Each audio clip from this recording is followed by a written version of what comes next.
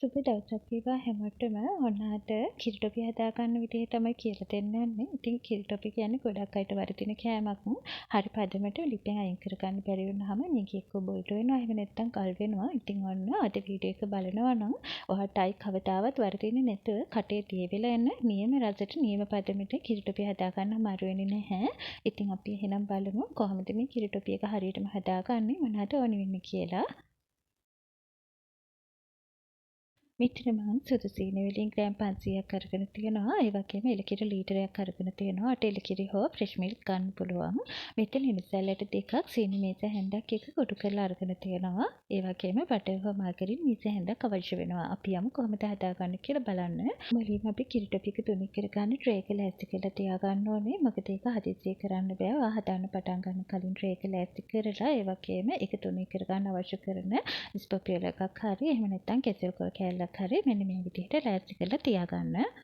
ඔන්න ටික කරගෙන ඉවර වෙලා තමයි කිරි ටොපි එක හදාගන්න පටන් ගන්නෙ. මෙන්න මේ විදිහට ටිකක් ඉඩ තියෙන භාජනයක් අරගෙන ඒකට මම එලකිරි ටික පෙරලා එකතු කර ගන්නවා. මොකද මේක ෆ්‍රෙෂ් මිල්ක් නෙමෙයි කෙලකිරි අරගත්තේ. ඉතින් එලකිරි වල සමහර වෙලාවට රොඩු වගේ වැටලා තියෙනවා. ඒ නිසා තමයි පෙරලා එකතු කරගත්තේ. ඒකටම සීනි ග්‍රෑම් 500 එකතු කරගෙන දැන් වෙලාව හරියටම 8:32යි. මම ඔයාලට සැරින් සැරේ පෙන්නන්නම් මේකේ පදම කොහොමද වෙනස් වෙන්නේ කියලා. ලිප ඔන් කරලා එක දිගට හැඳ ගන්න ගමන් මේක ලිපේ තියාගන්න. දැන් වෙලාව හරියටම 8:43යි විනාඩි 10ක් ගිය තැන තමයි මේ තියෙන්නේ. කිරි එක හොඳට රත් වෙලා තියෙන්නේ. ඔයා මුල් විනාඩි 10 දී ලිපේ ගින්දර හොඳටම වැඩි කරලා තියාගන්න. කිරි ටික හොඳට රත් වෙනකන්. කිරි ටික හොඳටම රත් වෙලා මෙන්න මේ විදිහට බබළු දාගෙන ඉද්දී ලිපේ ගින්දර අඩු කර ගන්න. කිරි ටොපි හදද්දී ලිපේ ගින්දර එක මට්ටමකට තියාගන්න. නිතරම අඩු වැඩි කරන ගමන් තමයි අපි මේක හදාගන්නේ. මේ හරියම විනාඩි 20කට පස්සේ කිරි එක මේ වෙලාවේදී ටිකක් තීක් වේගෙන තමයි එන්නේ. මම මේ වෙලාවේදී කුඩු කරගත්ත වෙනසල් ටික එකතු කර ගන්නවා. එකතු කරගෙන හොඳට කලවම් කරන ගමන් ආයෙමත් ලිපේ තියාගමු. ඔයා මේක නොනවත්තා හැඳ ගන්න. මොකද නැත්තම් කිරි කැටි ගහන්න බලනවා. එහෙම නැත්තම් උතුරලා යනවා. ඉතින් ඔන්න ওই විදිහට නිතරම ගින්දර අඩු වැඩි කරන ගමන් තියාගන්න. බබළු දාගෙන උතුරගෙන යන්න ඉතින් ගින්දර අඩු කරලා ආයෙ විනාඩි 2කින් විතර පස්සේ නැවතත් ගින්දර වැඩි කරගන්න. ওই විදිහට තමයි ඔයා ටිකටම ලිප තියාගන්න ඕනේ. මේ තියෙන හරියටම පැය භාගයකට විතර පස්සේ ඔයාලට පේනවා ඇති කිරි වල ප්‍රමාණයක් දැන් අඩු වෙලා තියෙනවා. මේ තවත් විනාඩි 10කට විතර පස්සේ ඒ කියන්නේ විනාඩි 40කට විතර පස්සේ තමයි දැන් කිරි එක තව ටිකක් තික් වේගෙන එනවා. ඒත් එක දිගට හැඳ ගන්න ගමන් මේ විදිහටම ලිපේ තියාගන්න. 9:22යි විනාඩි 50කට පස්සේ මේ තියෙන්නේ.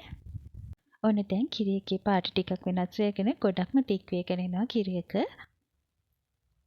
ඔයා මේක අර විදිහටම ලිපේ ගින්දර අඩු වැඩි කරන ගමන් එක දිගට කලවම් කරන ගමන් ලිපේ තියාගන්න.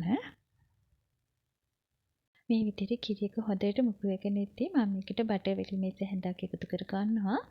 හරියටම 9:29යි වෙලාව. මේ විදිහේ පැයක් විතර ගිහින් තමයි තියෙන ලිපේ තියාගෙන තාම මේක නියම පදමට ඇවිල්ලා නැහැ. ඉතින් ඔයා බය වෙන්නේ නැතුව ගින්දර අඩු වැඩි කරන ගමන් මේ විදිහට තියාගෙන ටිකටම කලවම් කර ගන්න. ඔන්න දැන් ඔයාලට පේනවා ඇති කිරි එක ගොඩක් මුපු වෙගෙන ඉන්නේ.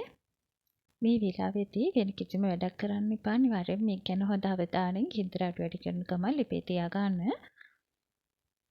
ඔන්න 9:35යි වෙලාව. දැන් හරියටම පැයකට වඩා ගත වෙලා තියෙන්නේ. අපි මේක ලිපේ තියාගත්තේ 8:32කට තිබුණේ. දැන් 9:42යි වෙලාව. ඒ කියන්නේ පැය විනාඩි 10කුත් ගිහින් තියෙනවා. ඔන්න දැන් නම් කිරි ටොපි එකේ පදම හරියාගෙන ඉන්නේ. ඔයා මේ වෙලාවේදී අනිවාර්යයෙන්ම තුනී කරන තැටිය, ඒ වගේම තුනී කරන කොළ ටික ලෑස්ති කරලා තියාගන්න. මම මේ සැරෙන් සැරේට ඔයාලට වෙලාව පෙන්නන්නේ මේක පදම විනාඩි කිහිපෙන් කිහිපයට වෙනස් වෙන්නේ කොහොමද කියලා බලා ගන්න.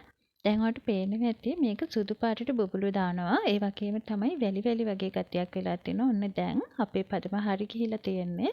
මෙන්න මේ විදිහට සම්පූර්ණ මිශ්‍රණය වැලි වැලි වගේ ගතියක් ආවට පස්සේ ඒ වගේම හැඳෙන් එකතු කරද්දී චාතියෙන් ගැලවිලා එක ගුලියට මේකේ හැඳ ගෑවෙද්දී ඔයා මේක ඉක්මනින්ම ලිපෙන් අයින් කර ගන්න ඕනේ. ඔන්න ඔය විදිහට පදම හරියට බලා ගන්න. ඔන්න ඔය වගේ හැන්දෙන් එකම ගොලියකට එද්දී ඔයා මේක ඉක්මනින්ම ලිප වහලා ලිපෙන් අයින් කරගෙන තැටියට දාගන්න. මේ වෙලාවෙදී ඔයා ටිකක් ඉක්මන් වෙන්න ඕනේ. ඉක්මනින්ම මේක තැටියට දාගෙන මේක තුනී කරගන්න හොඳ ලස්සනට. නැත්නම් අපිට හොඳ ස්මූත් එකට ලස්සනට කිරි ටොපි ටික හදාගන්න බැරුව යනවා. ඔන්න ඔය විදිහට ඉක්මන් කරලා කෙසෙල් කොලයකින් හොඳට උඩ තුනී කරගන්න. කිරි ටොපි හදද්දී නම් කෙසෙල් කොලයක් පාවිච්චි කරන්න පුළුවන් නම් ගොඩක්ම හොඳයි. එතකොට අපිට ලස්සනට හොඳ ස්මූත් එකට කැලි ටික හදාගන්න පුළුවන් වෙනවා. ඉතින් මේ කියපු වෙලාව කෙනෙකුගෙන් කෙනෙකුට වෙනස් වෙන්න පුළුවන්. මොකද අපි ගන්න එළකිරි වල තියෙන දියර සාන්ද්‍රණය වැඩි වුණොත් එහෙම වගේම ඔයා ලිපේ ගින්දර අඩු වැඩි කරන ක්‍රමයක් අනුව මේ වෙලාව පොඩි වෙලාවක් එහා මෙහා වෙන්න පුළුවන්. ඒ නිසා හරියටම වීඩියෝ එකට අනුව පදම බලලා ඒ වෙලාවට හරියටම බා ගන්න ලිපෙන් ඔන්න ඔය විදිහට තුනී කරගත්තට පස්සේ ඔයාලට පුළුවන් මේක විනාඩි 5ක් විතර හොඳට නිවෙන්න තියන්න. නිවුණාට පස්සේ ඔන්න ඔය විදිහට ගානට ඉරියඳ ගන්න. ඉරියඳලා කැලි ටික මාක් කර ගන්න.